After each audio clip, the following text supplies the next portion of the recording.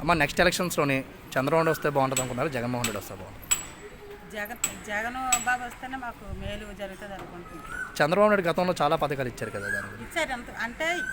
ఇచ్చారని అంటున్నారు కానీ ఏమి ఇచ్చారో మాకైతే ఎంతవరకు తెలీదు. ఇప్పుడు జగన్ గారు పెట్టిన పథకాల ద్వారా వాలంటీర్లు పెట్టడం వల్ల మేము ఎంతో లబ్ధి పొందాం.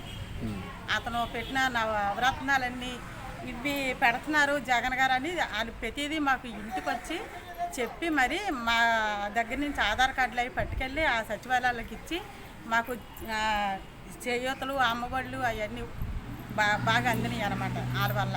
ఓకే, ఇప్పుడు జగన్మోహన్ రెడ్డి గెలుస్తారంట మీరు అంటారు?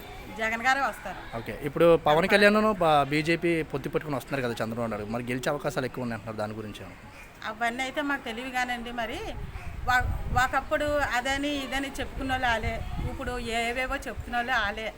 మరి ఒకప్పుడు ఇవ్వలేని అమ్మఒడి ఇచ్చారనేసి జగన్ గారిని ఎంతో ఇదిగా విమర్శించారు ఆ చంద్రబాబు నాయుడు గారే.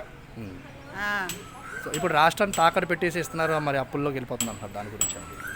మరి అంటున్నారంటే అది బోల్డు కరోనా వచ్చి బోల్డు మనతో ఇబ్బంది కూడా పడ్డారు ఈ జగన్ గారు అయితే.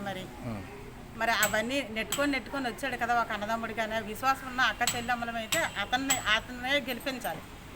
అది. సరే, థ్యాంక్స్ అండి.